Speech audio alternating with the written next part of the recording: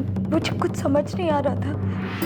चंदन ने ललित भैया को उठाया, अम्मा भी उनके पीछे पीछे आ रही थी और मैं बस गई, दौड़ के दरवाजा खोल दिया। आपके पति चंदर और आपकी सास शांति जी दोनों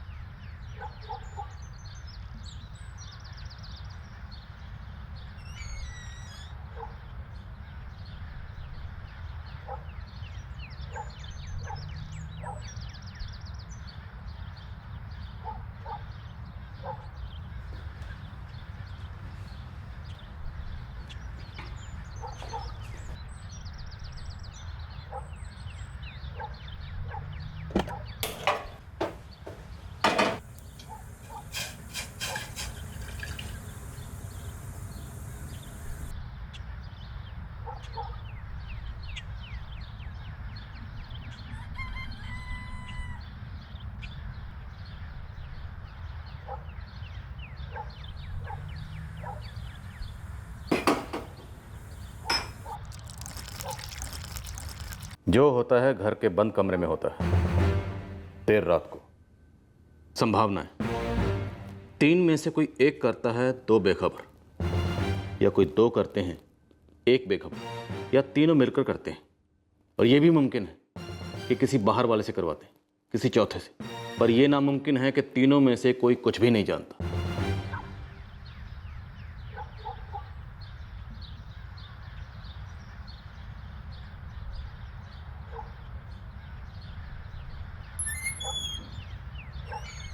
बेटा,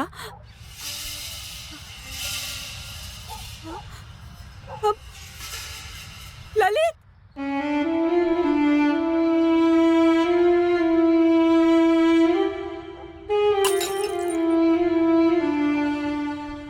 ललित को आंख खुलते ही चाय पीनी पसंद थी। रोज उसके कमरे में सुबह मैं ही चाय लेकर जाती हूँ। आज भी मैं उसके कमरे में अंदर गई तो ललित!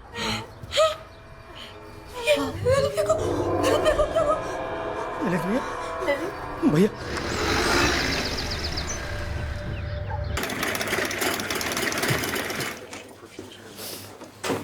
डॉक्टर साहब, sorry, patient dead on arrival था। Dead on arrival? हाँ, घर पर ही या रास्ते पर मौत हो चुकी थी। ये पुलिस केस है।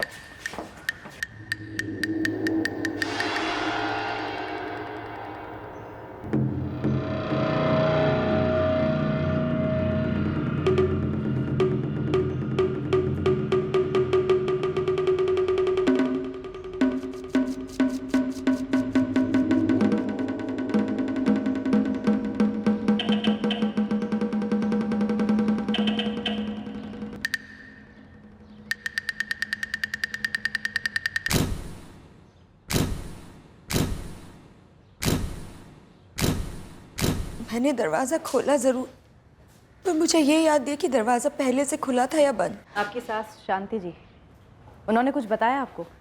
कुछ देखा था उन्होंने? नहीं, कुछ भी नहीं बताया। जब अम्मा की आवाज़ आई तो मैं और चंदन अम्मा के कमरे की तरफ भागे, तो फिर लगा कि आवाज़ ललित भैया के कमरे से आ रही है।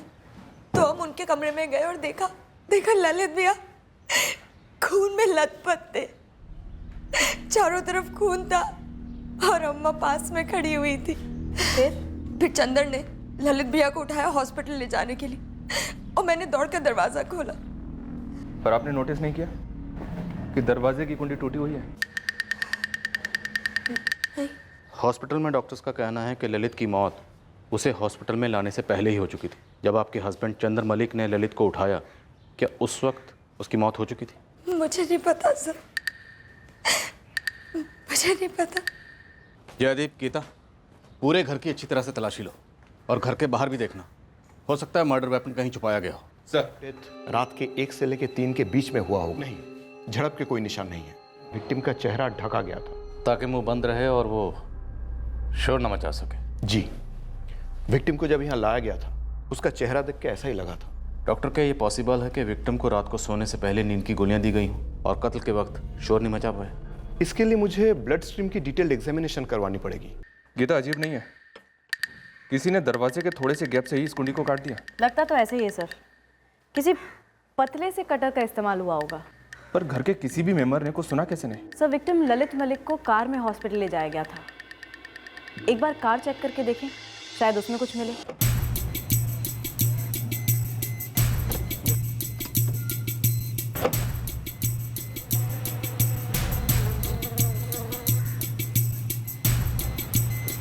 सर, फैमिली ने हॉस्पिटल ले जाने के पहले विक्टिम ललित मलिक को चेक नहीं किया कि वो जिंदा था या मर गया था। क्यों? कहीं हॉस्पिटल ले जाना सिर्फ एक बहाना तो नहीं था ताकि रास्ते में वो मर्डर वेपन को फेंक सके? ललित भैया इतने जख्मी लगे, इतना खून बह रहा था कि मुझे लगा कि तुरंत हॉस्पिटल लेके जाना चाहिए। तब तक उन्हें मरे हुए 4 घंटे हो चुके थे चंदर। तुमने ये भी चेक नहीं किया? उस समय कुछ सोच नहीं रहा था, न मुझे, न मेरी माँ को, न मेरी पत्नी को। बस जो ठीक लगा वो किया। शांति जी, जिस वक्त आप ललित के लिए सुबह चाय लेकर गई थी उस वक्त आपके घर के मेन दरवाजे की कुंडी टूटी हुई थी, आपने वो नहीं देखी? रोज सुबह ललित के कमरे में चाय लेकर जाना ये मेरा रोज का काम था। घर के दरवाजे पे मेरा ध्यान ही नहीं गया और अंदर ललित, मेरा बेटा, ऐसी हालत में पड़ा था साहब, मुझे कुछ सूझा ही नहीं। शांति जी, ललित पर 8 बार गहरे वार किए गए। आप लोगों में से किसी ने कुछ नहीं सुना? बिल्कुल भी नहीं सर, हम तीनों गहरी नींद में थे। इतनी गहरी नींद में कि कोई तुम्हारे घर के अंदर दाखिल हुआ और तुम्हें सुनाई नहीं दिया? मेन डोर की कुंडी को काटा गया, तुम्हें सुनाई नहीं दिया? तुम्हारे घर के अंदर तुम्हारे बड़े भाई पर बुरी तरह से 8 बार वार किए गए और तुम्हें कुछ भी सुनाई नहीं दिया? हम भी यही सोच रहे हैं सर कि ये सब कैसे हो गया। और आपने भी कुछ नहीं सुना? जी नहीं। कल रात कोई आया था, मेहमान कोई? जी नहीं। जब चंदर ललित की लाश को उठाकर कार की तरफ ले गया तो आपने घर के बाहर का दरवाज़ा खोला था। ऐसा कैसे हो सकता है कि आपको वो टूटी हुई कुंडी दिखाई न दी हो? मैंने आपको पहले भी बताया था, मुझे कुछ समझ नहीं आ रहा था। चंदर ने ललित भैया को उठाया, अम्मा भी उनके पीछे पीछे आ रही थी और मैं बस गई, दौड़ के दरवाज़ा खोल दिया। आपके पति चंदर और आपकी सास शांति जी दोनों अस्पताल गए, आप नहीं गई, क्यों?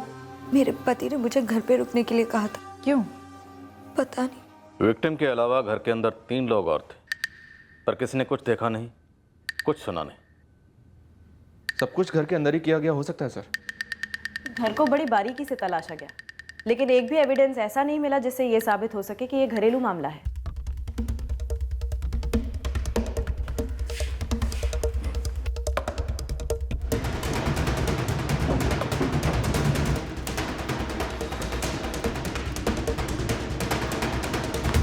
एक भी एग्जिबिट हाथ नहीं लगा सर, और 8 बार स्टैबिंग हुई ललित की। ये किसी एक आदमी का काम नहीं लगता सर। संभावना है 3 में से कोई एक करता है 2 बेखबर, या 2 करते हैं कोई 1 बेखबर, या तीनों मिलकर करते हैं। और यह भी मुमकिन है कि किसी बाहर वाले से करवाते हैं, किसी चौथे से। पर यह नामुमकिन है कि तीनों में से कोई कुछ भी नहीं जानता। जयदीप, एक काम करो, ललित के छोटे भाई चंदर मलिक और चंदर की पत्नी निशा और उसकी माँ शांति, तीनों के चिट्ठे निकलवाओ।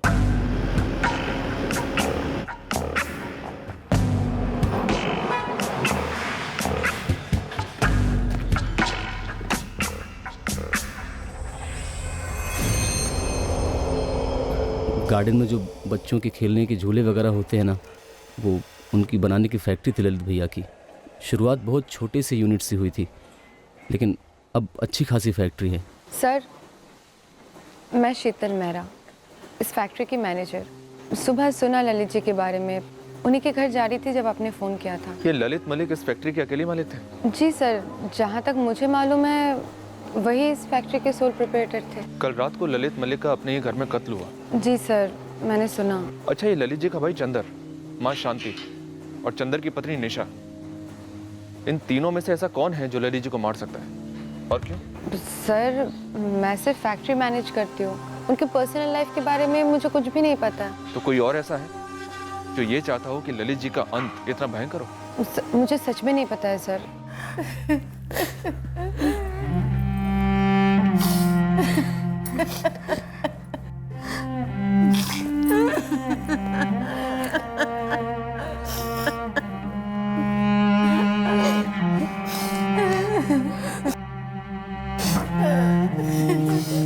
राम नाम सत्य है, राम नाम सत्य है, राम नाम सत्य है, राम नाम सत्य है, राम नाम सत्य है, राम नाम सत्य है, राम नाम सत्य है, राम नाम सत्य है।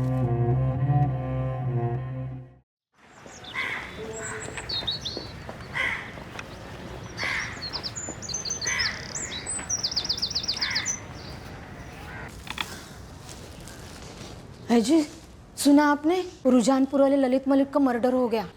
क्या बात कर रही है रजनी? हाँ, बाजार में तो यही बात चल रही है। कैसे हुआ माँ? पता नहीं कमल, बस सुना मैंने। संध्या, सब्जी ले जा। ये मर्डर हुआ कब रजनी? सभी यही कहते हैं, कल रात को हुआ।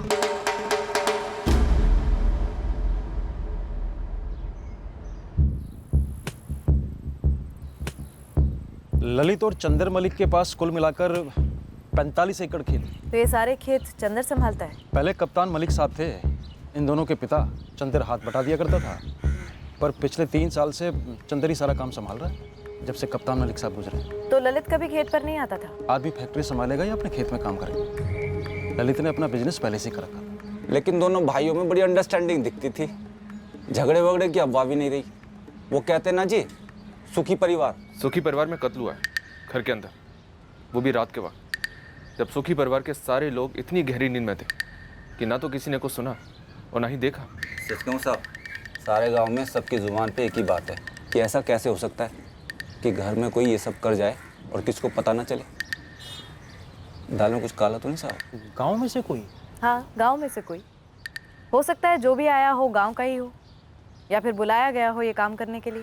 गाँव में से कोई क्यों करेगा भला? कहीं आपका इशारा इस तरफ तो नहीं है कि चंदर ने या उसकी बीवी ने या उसकी माँ ने किसी को बाहर से बुलाया हो ललित का कत्ल करने के लिए? ललित के मरने से उसकी फैक्ट्री और उसके हिस्से की जमीन किसे मिलेगी? वैसे तो ललित की पत्नी है, एक बेटा भी है। पत्नी और बेटा? जी। ये दोनों कहाँ थे? ना तो ये घर पे थे और ना ही क्रियाक्रम पे आए, बल्कि मलिक परिवार ने तो इस रिश्ते का जिक्र भी नहीं किया। रिश्ता टूट जो गया था, ललित और उसकी पत्नी दोनों अलग रहते थे, और अब सुना है कि वो अपने बेटे के साथ चंडीगढ़ में गए। नारायणाय वासुदेवाय हरये परमात्मने प्रणतक्लेशनाशाय गोविन्दाय नमो नमः। वासनाथ वासुदेवस्य वासितं भुवनत्रयम्।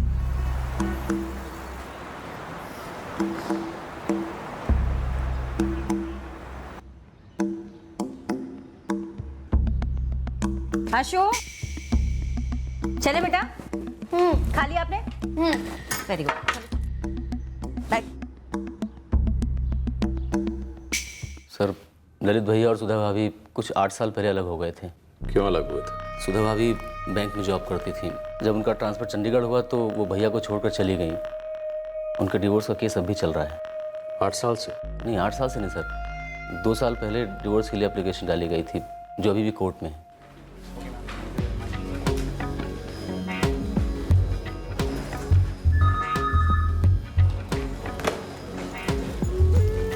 गुड मॉर्निंग सुधा। गुड मॉर्निंग दीपक।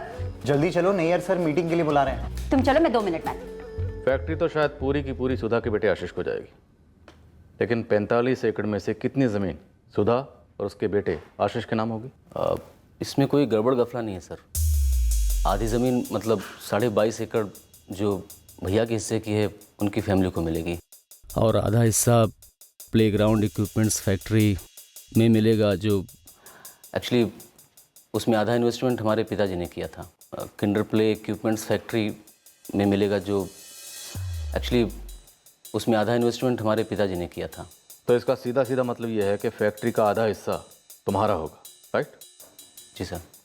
तो महज फैक्ट्री के आधे हिस्से के लिए तुमने अपने बड़े भाई की जान ले ली? शांति देवी जी, कि आपको इस बात का पता था कि आपका छोटा बेटा चंदर आपके बड़े बेटे ललित का कत्ल करने वाला है? क्या? अब आप हमें ये बताइए, क्या आप भी इस साजिश में शामिल थे? ललित मेरा बेटा था, बड़ा बेटा, और चंदर उसे कैसे मार सकता है? ये क्या सवाल कर रहे हैं आप? ये कैसा बेहुदा सवाल कर रही हैं आप? पूछ नहीं रही हूँ, बता रही हूँ। चंदर ने अकेले मारा उसे या किसी को बुलाया था? कौन शामिल था उसके साथ इस साजिश में? तुम्हारी सास या फिर तुम खुद निशा? मैं ऐसे सवालों का जवाब नहीं देना चाहती। घर के अंदर कत्ल हुआ, तुम्हारे बगल वाले कमरे में, और तुम कहती हो कि तुमने कुछ देखा नहीं सुना नहीं? जी नहीं। आप ये सोच भी कैसे सकते हैं कि मेरा छोटा बेटा अपने बड़े भाई का कत्ल करेगा, और वो भी जमीन और फैक्ट्री के लिए? ऐसा पहली बार तो नहीं होगा। अगर हुआ है तो, और आपके केस में हमें आप तीनों पर शक है कि आप तीनों ने मिलकर साजिश रची, बाहर से किसी चौथे को बुलवाया और कत्ल कर दिया ललित का। नहीं सर, मैंने किसी को नहीं बुलाया। अगर आपको विश्वास ना हो रहा हो, आप गांव में जाकर किसी से पूछ लीजिए। सर, हर कोई यही कहेगा कि हम दोनों भाइयों के बीच में बहुत प्यार था, कोई अनबन नहीं थी। हम लोग अपनी ज़िंदगी बहुत अच्छी तरीके से गुजार रहे थे। लेकिन ललित मलिक शादीशुदा था, उसका एक बच्चा है, ये पहले क्वेश्चनिंग में क्यों नहीं बताया? क्या बताता सर? ललित भैया सुधा भाभी और आशीष से पिछले 8 साल से नहीं मिले थे।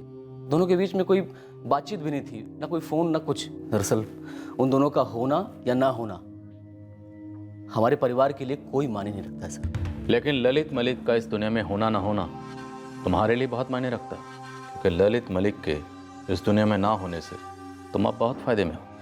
आप शायद देख नहीं पा रहे हैं सर, लेकिन सच्चाई यही है कि भैया के जाने के बाद से मैं बहुत दुखी हूँ। वो मेरे भाई थे, मेरे दोस्त की तरह थे, हमारे बीच में बहुत प्यार था। और आप जो इल्ज़ामात लगा रहे हैं वो सरासर गलत हैं। सलाम साहब, छोटा सा गांव है ये रुझानपुर। दाल में हल्का सा भी काला होता तो बातें होती, पर हर कोई यही कहता है कि ललित मलिक भला आदमी था। फैक्ट्री में भी लोग यही कहते हैं। तो फिर दाल जली कैसे गोविंद? भले आदमी का कत्ल हुआ है, मतलब कोई ना कोई बुरा आदमी ज़रूर है। अब ये बुरा आदमी इस गांव से है या बाहर से बुलवाया गया है, इसका पता लगा। जतिन, रुझानपुर से लेकर पानीपत तक जितने हिस्ट्री शीटर्स हैं, मुझे सबकी हिस्ट्री चाहिए उस रात की जब कत्ल हुआ था, सब के सब। ठीक है मैडम, लग जाता हूँ।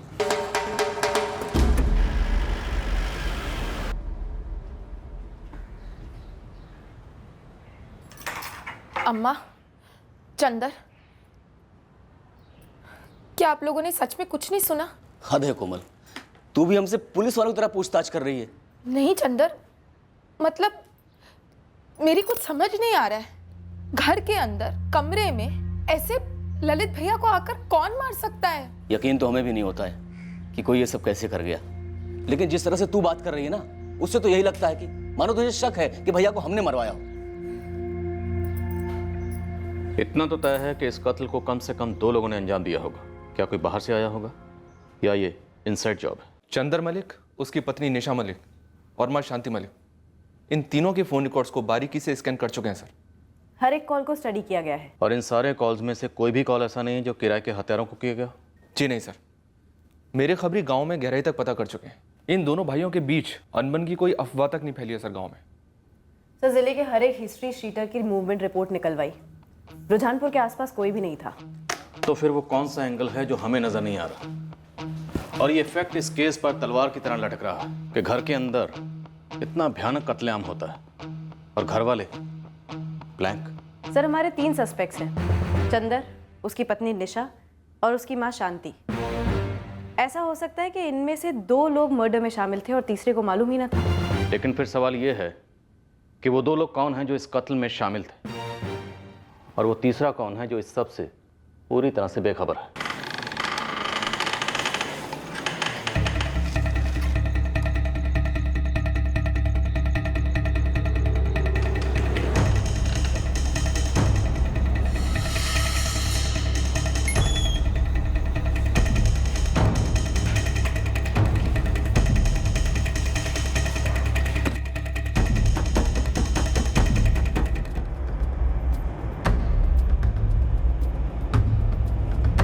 क्लियर सा मोटिव लग रहा था। ललित की जमीन का हिस्सा और उसकी अपनी मेहनत से खड़ी की हुई प्लेग्राउंड इक्विपमेंट्स की फैक्ट्री जो काफी अच्छी चल रही थी।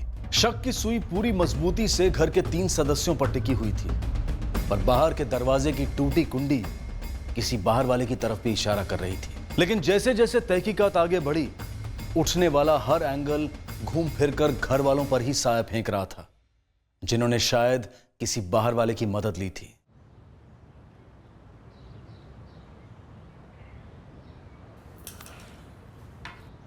कोमल भी हम पर शक कर रही है।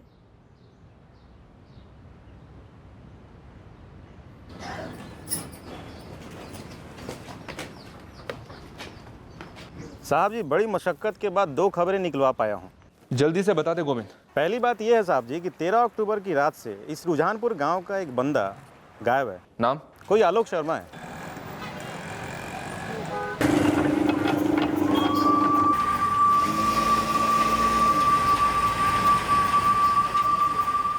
इस आलोक शर्मा की सारी डिटेल चाहिए मुझे। अब दूसरी खबर बता गोविंद। साहब 45 एकड़ जमीन की बात थी तो मैं जमीन रजिस्ट्रेशन ऑफिस गया। गड़बड़ है कागजात में? नहीं साहब, पेपर तो सारे करेक्ट हैं। बस इतना पता चला कि इस ललित के हिस्से में जो 22.5 एकड़ जमीन थी, उसमें से 5 एकड़ जमीन इसने अपनी छोटी बहन कोमल के बेटे देव के नाम पे किया है। शक करने का कारण क्या? इस देव की उम्र है 12। उसी उम्र का ललित का खुद का बेटा है आशीष, उसके नाम पे कुछ नहीं किया गया। और चंदन ने भी अपनी बहन को कुछ नहीं दिया अपने हिस्से में से। बस इसलिए थोड़ा सा कुछ खटका।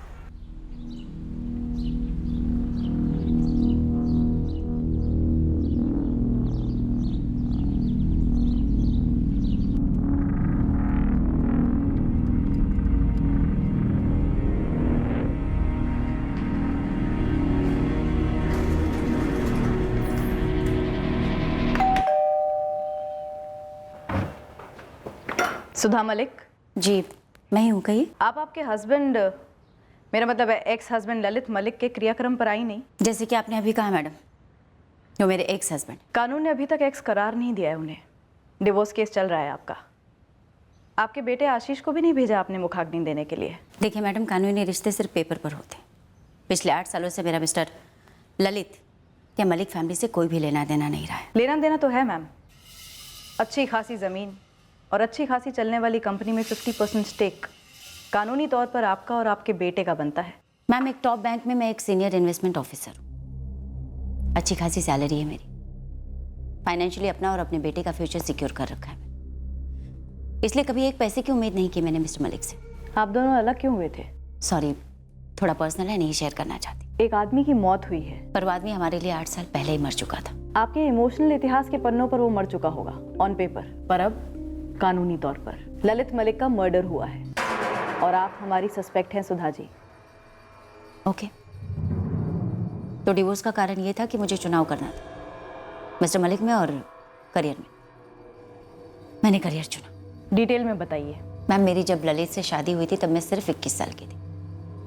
13 साल पुरानी बात है। उस समय मेरी पोस्टिंग रुझानपुर ब्रांच में थी। फिर आशीष पैदा हुआ। उसके बाद चंडीगढ़ ट्रांसफ़र का ऑफर आया, जिसका मैं एक अरसे से वेट कर रही थी। आप चंडीगढ़ को बिलोंग करती हैं? जी नहीं, पर हमेशा से बिलोंग करना चाहती थी। और यहाँ पे मेरी पोस्टिंग भी एक सीनियर ऑफिसर के लेवल पे हुई थी। पर ललित ना ही मेरे साथ यहाँ आना चाहते थे, ना ही मुझे आने देना चाहते थे। लड़ाइयाँ हुई खूब। ललित चाहते थे कि मैं जॉब छोड़कर घर संभालूं, उनके पेरेंट्स की सेवा करूं, देखभाल करूं, जो मेरे लिए इम्पॉसिबल था। तो मैंने सोच समझकर उनसे अलग होने का फैसला कर लिया। कोई और इशू नहीं था आप दोनों के बीच? पति पत्नी के बीच बहुत सारे इश्यूज होते हैं मैम, पर आप ऐसा कौन सा इशू कुरेद कर निकलवाना चाहती? पुश्तैनी ज़मीन या फिर फैक्ट्री? पत्नी के बीच बहुत सारे इश्यूज होते हैं मैम, पर आप ऐसा कौन सा इशू कुरेद कर निकलवाना चाहती? पुश्तैनी ज़मीन या फिर फैक्ट्री? और जैसा कि मैंने कहा कि मुझे उसका कभी कोई लालच नहीं था, और लकीली ज़रूरत तो बिल्कुल भी नहीं। आप दोनों 8 साल पहले अलग हुए थे? जी। लेकिन डिवोर्स के लिए 2 साल पहले क्यों फाइल किया? क्योंकि हम दोनों ही अपने अपने कामों में बिजी थे, पर बेटा बड़ा हो रहा था। सो 2 साल पहले हमने आपसी सहमति से डिवोर्स फाइल किया। आजकल में ग्रांट भी हो जाता। इन सारी बातों से अगर आप ये अंदाज़ा लगाने की कोशिश कर रही हैं कि ललित मलिक के मर्डर में मैं इन्वॉल्व हूँ, सो आई एम रियली सॉरी। आप सिर्फ अपना वक्त ज़ाया कर रही हैं। ज़ाया तो ज़मीन जा रही थी। आपके बेटे आशीष की हक की ज़मीन में से 5 एकड़ आपकी ननद कोमल के बेटे देव को दे दी गई।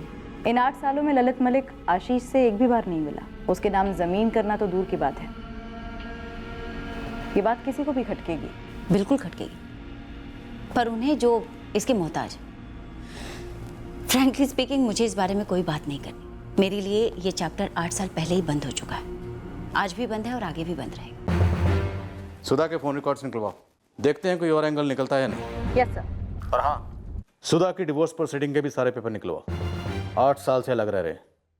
म्यूचुअल डिवोर्स की बात कह रही है, लेकिन डिवोर्स का केस अदालत में 2 साल से लटका हुआ। पता करते हैं कहीं कोई बार्गेनिंग तो नहीं चल रही थी ज़मीन या फैक्ट्री को लेकर। Okay sir. और सुधा की पर्सनल और प्रोफेशनल डिटेल्स मैं खुद निकालती हूँ सर।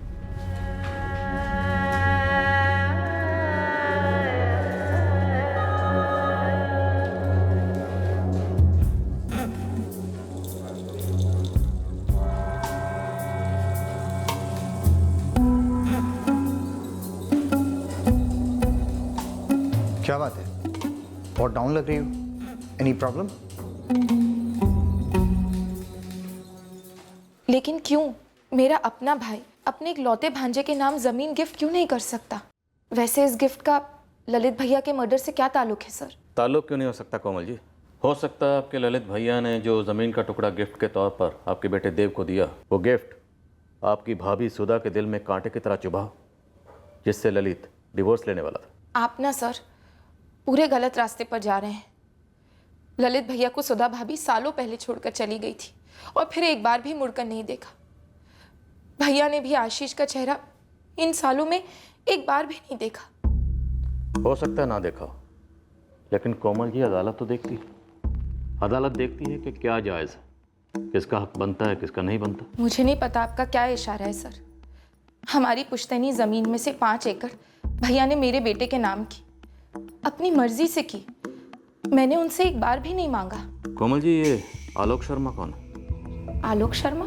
जी, आलोक शर्मा आपके मायके रुझानपुर से ही है। शायद शादी से पहले आप उसे जानती हैं। आलोक शर्मा हमारे रुझानपुर का?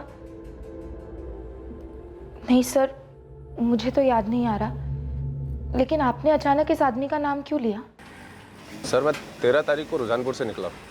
पानीपत से मेरी ट्रेन थी रात को 11:30 बजे। और उसी रात रुझानपुर में ललित का मर्डर हुआ, 14 अक्टूबर की सुबह 1 से 3 के बीच। पता है तुझे?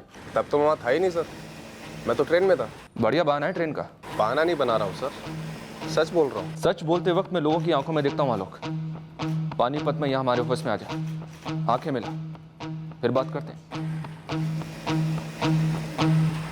ये जो सवाल आप मुझसे कर रहे हैं, ये सवाल कीड़ा बनकर मेरे दिमाग को भी खाए जा रहा है।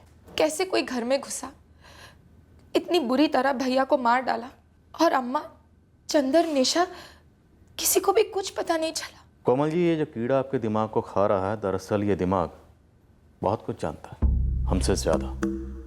तो प्लीज़ आप हमें बताइए कि इन तीनों ने आपके ललित भैया को क्यों मारा होगा? ज़मीन के लिए या फैक्ट्री के लिए? मुझे इस बारे में कुछ नहीं पता सर, लेकिन मैं सच कहती हूँ, मेरे दोनों भाइयों में कभी कोई अनबन नहीं हुई। तो फिर किसके साथ अनबन थी? निशा के साथ या आपकी भाभी सुधा के साथ? मुझे नहीं पता सर। आप ये सवाल मुझसे बार बार 1000 बार भी पूछेंगे ना, तो भी मेरा यही जवाब होगा।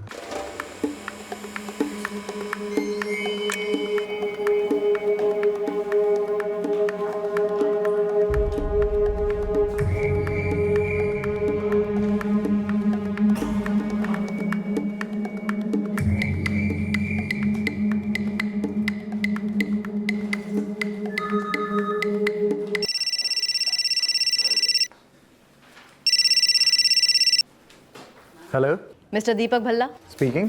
सीआईए पानीपत से assistant sub inspector Gita Singh बोल रही हूँ। जी बोलिए। सुधा मलिक के काफ़ी करीब हैं आप।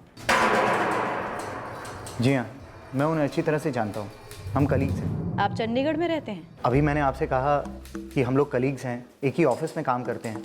ऑफिस चंडीगढ़ में है। आपने किस सिलसिले में कॉल किया है? ललित मलिक के मर्डर के सिलसिले में। जानते थे आप उन्हें? जी हाँ, सुधा ने अपने एक्स हस्बैंड के बारे में बताया था। मर्डर के वक्त वो एक्स हस्बैंड नहीं थे? मतलब वो दोनों काफ़ी सालों से सेपरेटेड थे। दीपक जी, क्या ये इत्तेफाक है कि आप 12 से 15 अक्टूबर के बीच गोहाना में थे? जी हाँ, बिल्कुल गोहाना में था। लेकिन इसमें इत्तेफाक वाली क्या बात है? इत्तेफाक ये है कि गोहाना से रुझानपुर मुश्किल से 20 मिनट की दूरी पर है। क्या कर रहे थे आप वहाँ? मैडम, मेरी वाइफ का मायका है गोहाना। ओह, तो आप मैरिड हैं? बस इतनी जानकारी चाहिए थी हमें। Thank you.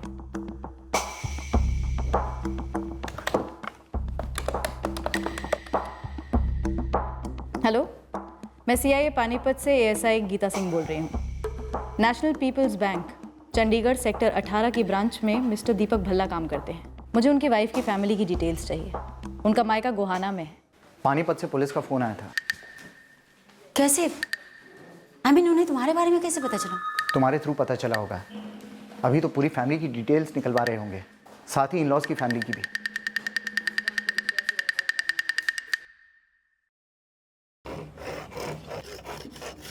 किस तरह का कटर इस्तेमाल किया था तूने? काफी बारीक पतला सा रहा होगा, नहीं? जो दरवाजे के गैप से अंदर घुस गया। लिखा तो है 13 अक्टूबर, पानीपत से दिल्ली, डिपार्चर 11:30। सर जी, मैं रात को 1:30 बजे दिल्ली पहुंचा और वहां से वापी की ट्रेन ली ताकि मैं जल्द से जल्द पहुंच पाऊं। जल्द से जल्द? लेकिन 13 की रात को और 14 की सुबह तो तू यहीं था, रुझानपुर में। तू ललित मलिक के घर गया। वहां ललित के मर्डर के वक्त कौन था तेरे साथ? पर मैं वहां गया ही नहीं सर, मैंने पानीपत से ट्रेन पकड़ी। आलोक, ललित के मर्डर के वक्त कौन था तेरे साथ? किसको साथ लेकर गया था तू? या खुद चंदर ने तेरे लिए दरवाजा खोला और तुझे घर के अंदर लिया और फिर हमें गुमराह करने के लिए कुंडी काटी गई? नहीं साहब, आपको कोई गलतफहमी हुई है। मैंने कोई मर्डर वर्डर नहीं किया है। मेरी वापी में नौकरी लगी है। पूरी जिंदगी तूने यहां गुजारी, रुझानपुर में, और ठीक 13 अक्टूबर को तू नौकरी करने के लिए वापी चला गया। साहब, यहाँ मेरी हालत बहुत खस्ता थी साहब, इसलिए मेरे साले ने वहाँ कपड़ा बनाने वाली फैक्ट्री में मुझे काम दिलवा दिया। मेरे 2 छोटे छोटे बच्चे हैं साहब, इसलिए ये नौकरी मेरे लिए बहुत जरूरी थी। ललित के मर्डर के लिए कितने पैसे लिए तूने, या किसने दिए? चंदर ने, या चंदर और निशा दोनों ने? क्या शांति देवी भी साजिश में शामिल थी? बोल। साहब, मैं इन लोगों को जानता हूं क्योंकि ये रुझानपुर के हैं, लेकिन मेरा इनसे कोई वास्ता नहीं है। फिर ये लोग मुझे कोई भी काम करने के लिए पैसे क्यों देंगे? जितना मैं जानता हूं साहब, ललित और चंदर भाई हैं, दोनों एक साथ एक ही घर में रहते हैं। फिर चंदर अपने ही भाई को अपने ही घर में क्यों मार डालेगा? कुछ नहीं सर, ये आलोक शर्मा सच बोल रहा है। इसकी सारी डिटेल्स चेक की हैं। 13 अक्टूबर को इसका रुझानपुर छोड़ना केवल एक इत्तेफाक है। और सर दीपक भल्ला शादीशुदा है, सुधा से क्लोज है, मगर इतना क्लोज नहीं कि अफेयर वगैरह का इशारा हो। लेकिन कत्ल वाली रात उसका क्राइम सीन से 20 मिनट की दूरी पर अपने ससुराल गोहाना में होना, उससे भी कोई एंगल नहीं बन रहा। नहीं सर, मेरे सोर्सेज के हिसाब से दीपक भल्ला की इन्वॉल्वमेंट इस केस में नजर नहीं आ रही है। इनफैक्ट उसका गोहाना अपने ससुराल में होना एक इत्तेफाक था। इस केस में हमारे सामने कई इत्तेफाक आ रहे हैं, लेकिन अभी तक हमारे सामने ऐसा एक भी इत्तेफाक नहीं आया जो हमें ललित मलिक के कातिल तक पहुंचा सके। तो क्या हम एक परफेक्ट मर्डर का सामना कर रहे हैं? क्योंकि क्राइम सीन पर कोई क्लू नहीं। जिस घर में कत्ल होता है उस वक्त घर में 3 लोग मौजूद थे। किसी ने कुछ देखा नहीं, कुछ सुना नहीं। क्या ये कत्ल घर में से ही किसी ने किया? Inside job? अगर तोड़ना है तो चंदर को तोड़ते हैं सर, पर अगर सवाल वहीं के वहीं बने रहेंगे तो उसके जवाब कैसे बदलेंगे? फ्रैंकली सर, हमारे पास मलिक फैमिली के खिलाफ कुछ भी ठोस नहीं है। ठोस नहीं है, लेकिन हम इतना ज़रूर जानते हैं कि इस फैमिली की 4 दीवारी के अंदर कुछ ना कुछ ऐसा ज़रूर है जो फ़िलहाल हमें नज़र नहीं आ रहा। इस चंदर की अच्छी तरह से इन्वेस्टिगेशन करो, कुछ ना कुछ मिलेगा, ज़रूर मिलेगा।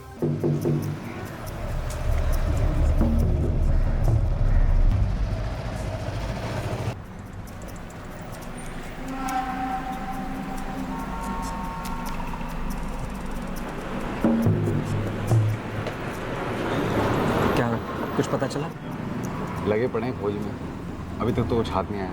और पैसे का क्या? पैसे मिल जाएंगे, मामला तो ठंडा हो। अम्मा, निकल रहा हूँ। बेटा, वो फैक्ट्री से शीतल का फ़ोन आया था। वहीं जा रहा हूँ अम्मा, वहाँ से खेत पे चला जाऊँगा।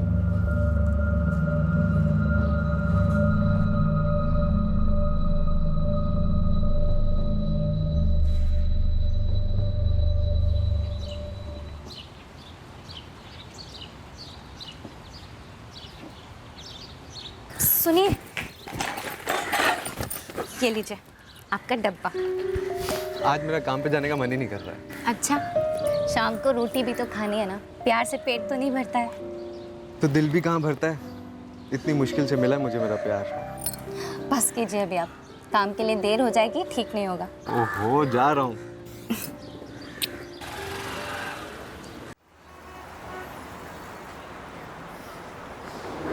और गोविंद सेठ कैसे हो? 1 महीने से एक केस है मेरे हाथ में, लेकिन खबर है कि चिड़िया फुर। ऐसा कौन सा बड़ा केस है भाई? वो रुझानपुर है ना, पानीपत वाला, वहाँ पे एक ललित मलिक का मर्डर हुआ है। अरे वो मलिक परिवार, वो तो बड़े अजीब बंदे हैं यार। तू जानता है उन लोगों को? 4 साल पुरानी बात है, घर पे रडार लगाने का काम मिला था। क्यों? वो ललित मलिक का छोटा भाई नहीं है? चंदर मलिक। चंदर मलिक? अरे वो साहब लोगों की संदिग्ध लिस्ट में टॉप पे है। उसकी बीवी एक दिन घर से भाग गई थी। क्या बोल रहे हैं बे? हाँ, 4 साल पुरानी बात है। साहब बोले तगड़ी टिप मिलेगी, पता कर घर में मांजरा क्या। लेकिन उसी वक्त पानीपत वाले साहब का फ़ोन आ गया, पुराने केस के लिए बुला लिया, तो वो काम छोड़ना पड़ा। तो ये चक्कर है।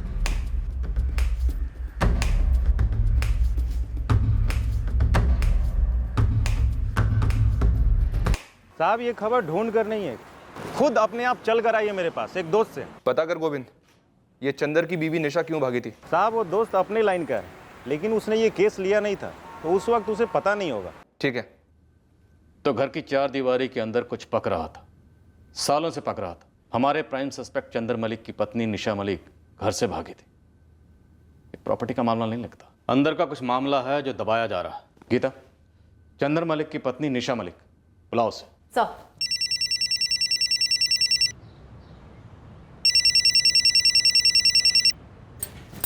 हेलो निशा जी, हमें आपसे कुछ बात करनी है। किस बारे में? आप हमारे ऑफिस आ जाइए। पर बताइए तो किस बारे में? कुछ पूछना है आपसे, तुरंत आ जाइए। ठीक है।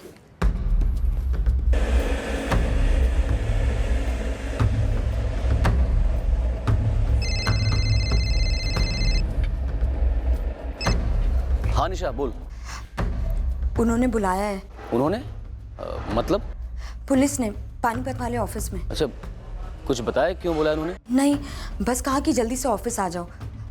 सुनिए, आप भी चलेंगे मेरे साथ? हाँ ठीक है, हम साथ में चलते हैं। तू टेंशन मत ले, मैं आ रहा हूँ तुझे लेने के लिए।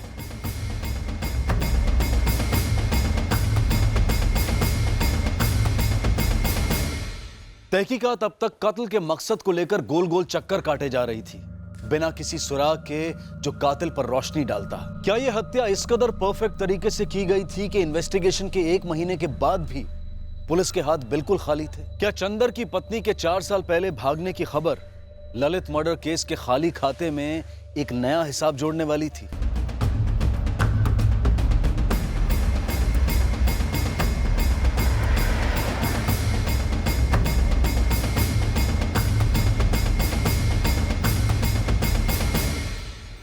निशा जी, आप 4 साल पहले इनके घर से भागी थी, क्यों? इनके बड़े भैया ललित के कारण? सही, आप कैसी बात कर रहे हैं? मेरी तो इनसे शादी सिर्फ 2 साल पहले हुई है। 2 साल पहले? जी सर, आपको शायद कोई गलतफहमी हुई है। पर हमारे पास तो ऐसी इन्फॉर्मेशन है कि सर, जब 4 साल पहले मैं उस घर में थी ही नहीं, तो उस घर से भागूंगी क्यों? सर, मैं आपकी गलतफहमी दूर करता हूँ। दरअसल निशा से मेरी शादी 2 साल पहले हुई थी। 4 साल पहले जो मेरे घर से भागी थी वो मेरी पहली पत्नी थी। पहली पत्नी? लेकिन आपने कभी बताया नहीं कि निशा आपकी दूसरी पत्नी? सर, मुझे ज़रूरी नहीं लगा, इसलिए नहीं बताया। तो आपकी पहली पत्नी 4 साल पहले आपके घर से क्यों भागी थी?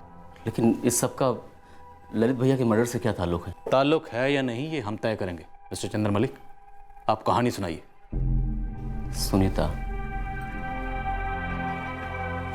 सुनीता नाम था उसका। वो रेणुगंज गांव से थी, क्योंकि यहाँ से करीब 45 किलोमीटर दूर पड़ता है सर। आपकी पहली पत्नी सुनीता 4 साल पहले आपके घर से क्यों भागी थी?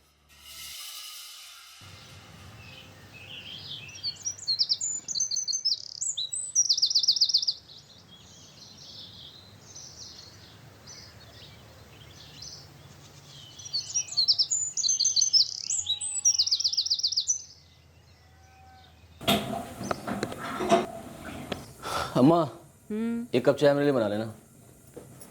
सुनीता कहाँ है बेटा? सुबह से दिखी नहीं।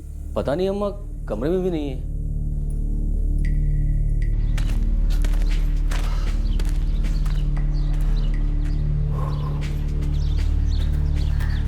पापा जी, आपने सुनीता को देखा क्या? नहीं देखा। जिस वक्त मैं टहलने जा रहा था तब ये बाहर का दरवाजा खुला था।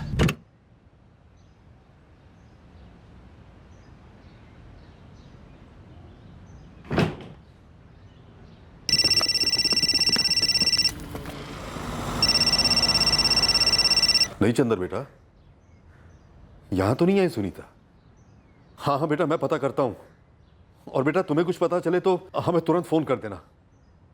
हाँ बेटा। क्या हुआ बाबूजी? सुनीता कहीं चली गई है। चली गई? चंदर बता रहा था कि किसी को कुछ बोला नहीं, बस कहीं मिल नहीं रही है।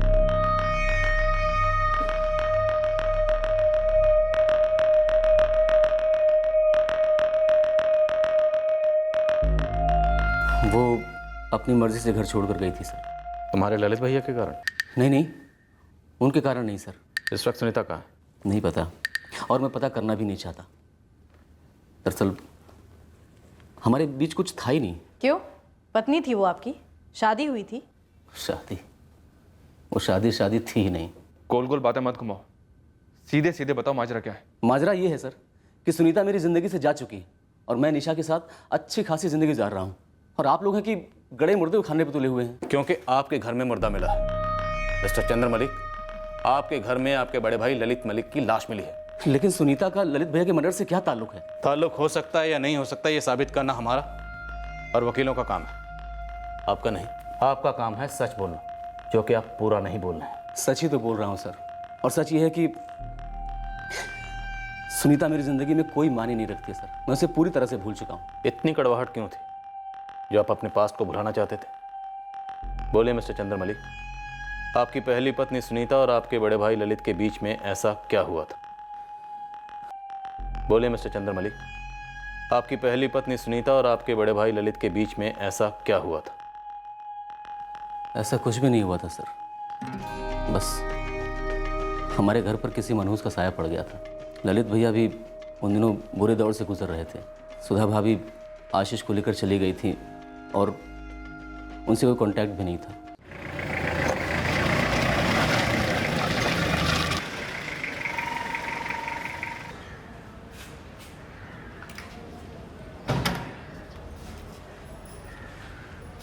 एक बार मिल तो ले लड़की से। बिल्कुल, ये बात तो मैं भी चंदर से कह रहा हूँ। अभी ललित तो दोबारा कर फंसाने से रहा। चंदर बेटा, तुम्हें शादी कर लेनी चाहिए। ठीक है पापा, जैसा आप ठीक समझें। वैसे मुझे लगता है कि ललित भैया को अब दोबारा शादी कर लेनी चाहिए। देख यार चंदर, मेरा दोबारा शादी करने का कोई इरादा नहीं, फिलहाल तो बिल्कुल नहीं है। मेरा पूरा ध्यान फैक्ट्री में है और मैं खुश हूँ वहाँ। तो एक काम कर, लड़की देखा।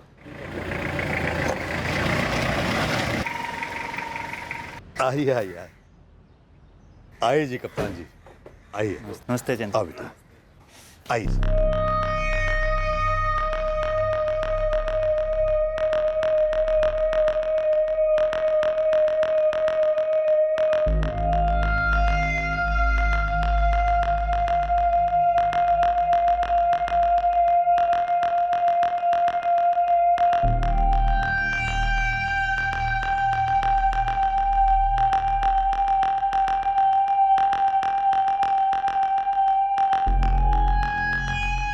सुनीता मुझे पहली नज़र में पसंद आ गई थी। मैंने तुरंत हाँ कह दी और फिर हमारी शादी हो गई। पर हमारी सुहाग रात मेरी ज़िंदगी की सबसे काली रात साबित हुई।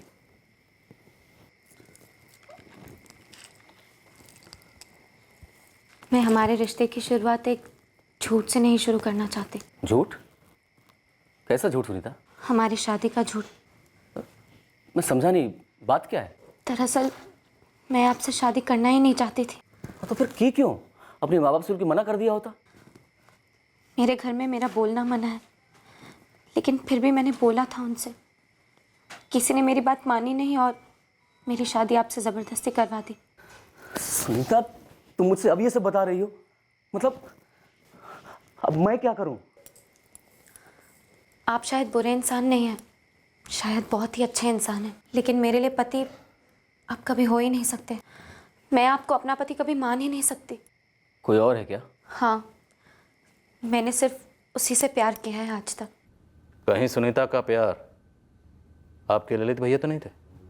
नहीं सर, और ये आप हर बात में ललित भैया का नाम क्यों जोड़ देते हैं? हमारे गांव का है। तो दिक्कत क्या थी? वो दूसरी जात का है।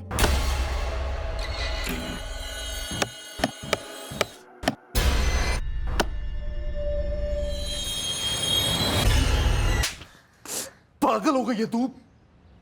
जानती नहीं गांव में क्या इज्जत है हमारी? अगर तूने उस सुजीत से शादी की तो सिर्फ हुक्का पानी बंद नहीं होगा, गांव निकाला भी हो जाएगा हमारा। शुक्र कर संध्या ने ऐन वक्त पर तुझे और उस दूसरी जात वाले सुजीत को देख लिया। अगर कोई गांव का देख लेता ना तो इस वक्त पूरा गांव होता यहाँ पर। मैं जात पात नहीं मानती हूँ, प्यार करती हूँ मैं सुजीत से। प्यार से कटे सर नहीं छोड़ते हैं सुनीता। प्यार से हमारा समाज उस सुजीत को कबूल नहीं करेगा। नहीं, हम कबूल करेंगे। हमने चंदर को चुन लिया है तेरे लिए। और तेरी शादी चंदर से ही होगी सुनीता। वो एक अच्छा लड़का है और ऊंचे खानदान से भी है। और अगर तूने कुछ भी उल्टा सीधा किया तो एक साथ काट डालेंगे, तुझे भी और उस सुजीत को भी। मैं सुजीत से बहुत प्यार करती हूँ और मैं उसकी जान खतरे में नहीं डाल सकती थी, इसीलिए मैंने चुपचाप इस शादी के लिए हाँ कह दी। सुनीता, तुमने सुजीत की जिंदगी बचाने के लिए मेरी जिंदगी बर्बाद कर दी। तो मेरे पास और कोई चारा भी नहीं था। और हाँ, आप एक बात भूल रहे हैं, आपसे शादी करके मैंने अपनी जिंदगी भी तो बर्बाद कर दी है।